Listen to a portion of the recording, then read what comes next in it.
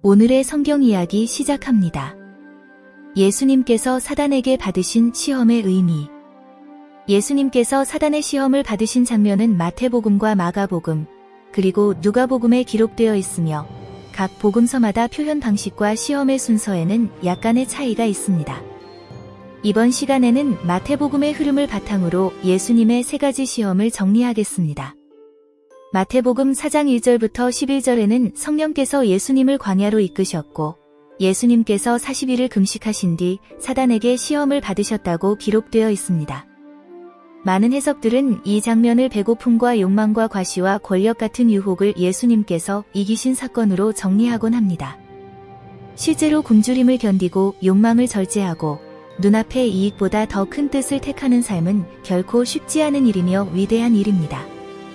하지만 이러한 유혹을 이겨낸다는 것은 위대한 일이지만 역사 속에는 고난과 절제를 견뎌낸 위인들도 존재하며 우리 주변에도 욕망을 절제하며 살아가는 사람들 또한 있습니다.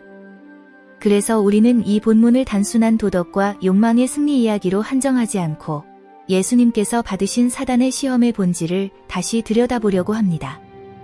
먼저 첫 번째 시험을 살펴보기에 앞서 성경이 귀신들의 입을 통해 예수님의 정체성을 어떻게 드러내는지 성경 한 구절을 보겠습니다. 마가복음 1장 23절과 24절에는 더러운 귀신 들린 사람이 예수님을 보자마자 나는 당신이 누구인 줄 아노니 하나님의 거룩한 자니이다라고 외치는 장면이 기록되어 있습니다. 당시 많은 유대인들은 예수님을 하나님의 아들로 인정하지 않았지만 성경은 여러 사건들 속에서 귀신들이 예수님의 정체성을 알아보고 하나님의 거룩한 자, 하나님의 아들이라고 말하며 왜 우리를 괴롭게 하느냐는 반응이 반복되어 등장합니다. 이 사실을 기억한 채 마태복음의 첫 번째 시험으로 돌아가 보면 사단은 단순히 배고픔을 자극하는 방식으로 시험을 시작하지 않습니다. 마태복음 4장 3절에는 사단이 내가 만일 하나님의 아들이거든 돌들을 떡덩이가 되게 하라고 말하는 장면이 기록되어 있습니다. 여기서 본질은 돌로 떡을 만드는 것이 아니라 내가 만일 하나님의 아들이거든이라는 전제입니다. 사단은 예수님께 하나님의 아들이라면 그것을 증명해 보라고 요구하며 하나님의 계획보다 자기 증명을 우선하게 만들려 합니다. 이와 같은 요구는 예수님께서 십자가에 못 박히실 때도 반복됩니다. 마태복음 27장 40절에는 사람들이 내가 만일 하나님의 아들이거든 십자가에서 내려오라며 예수님을 조롱하는 장면이 기록되어 있습니다. 사단의 시험과 십자가, 아래의 조롱은 구조가 같습니다. 둘 다 예수님의 정체성을 담보로 삼아 하나님의 계획을 따르기보다 사람들이 요구하는 눈앞의 증거와 능력을 우선시하여 자신들이 설득될 수 있는 증거를 보여주라 합니다. 이처럼 첫 번째 시험은 단순한 굶주림의 유혹이 아니라 내가 만일 하나님의 아들이거든이라는 말로써 하나님의 아들로서의 정체성을 흔들어 하나님의 뜻보다 자기 증명을 앞세우게 하려는 시험입니다. 두 번째 시험도 같은 흐름으로 읽을 수 있습니다. 마태복음 4장 5절부터 7절에는 사단이 예수님을 거룩한 성으로 데려가 성전 꼭대기에 세우고 내가 만일 하나님의 아들이거든 뛰어내리라고 말하며 시편 91편 11절과 12절을 인용하여 하나님이 그의 천사들을 명하여 너를 붙들게 하실 것이라고 말합니다. 이에 대해 예수님께서는 신명기 6장 16절에 기록된 주 너의 하나님을 시험하지 말라는 말씀을 인용하시며 사단의 시험을 넘어서십니다. 이 두 번째 시험은 흔히 무모한 행동으로 하나님을 시험하는 교만, 혹은 기적을 요구하는 잘못된 신앙에 대한 경고로 설명되곤 합니다.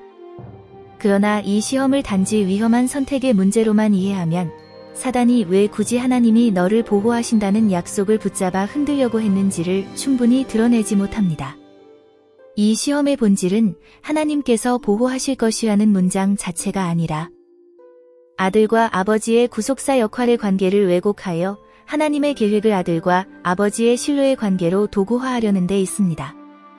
하나님을 믿는 사람은 하나님께 이끌려가는 존재이지 믿음과 신뢰를 근거로 하나님의 계획을 자기 쪽으로 틀어쓰거나 하나님이 원하지 않는 방향에서 하나님의 능력을 끌어오게 만들 수 있는 존재가 아닙니다.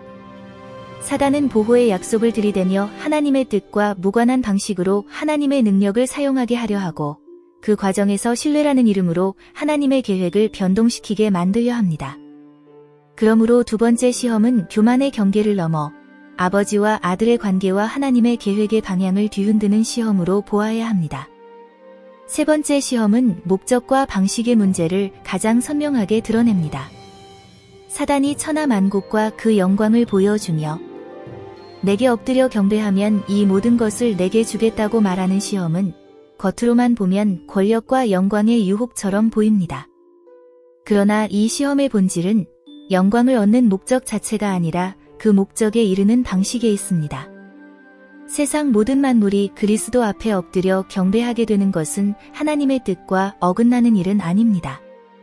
그러나 하나님께서는 세상을 사랑하사 독생자를 보내심으로 먼저 십자가에서 우리를 위하여 대속을 이루게 하신 뒤 피 흘림의 구속을 통해 구원의 길을 여시며 만물을 그리스도 아래 두시는 길로 역사하십니다. 그런데 사단의 시험은 이러한 우리를 향한 하나님의 사랑과 그리스도의 대속을 제거합니다. 십자가를 통하지 않은 채 대속의 고난을 거치지 않으며 하나님의 구속 방식 없이도 목적만 앞당기라고 요구합니다. 십자가에 못 박혀 피 흘리신 뒤에 얻을 영광을 엎드려 절하라는 한 번의 선택으로 이루라는 유혹의 시험입니다. 그래서 세 번째 시험은 단순히 권력의 유혹이 아니라 하나님이 정하신 구속의 방식과 질서를 생략하고 왜곡하여 결과만 취하게 하려는 시험으로 보아야 합니다. 이렇게 세 가지 시험을 살펴보면 예수님께서 받으신 시험은 단지 유혹을 떨쳐낸 도덕적 승리의 이야기로 남지 않습니다.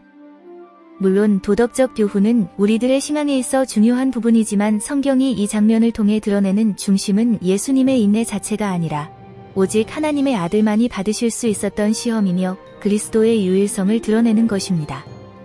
사단은 예수님의 정체성을 담보로 하여 자신의 방식을 요구했고 아버지와의 신뢰를 왜곡했으며 하나님의 구속사인 대속죄를 제거한 영광으로 유혹했습니다.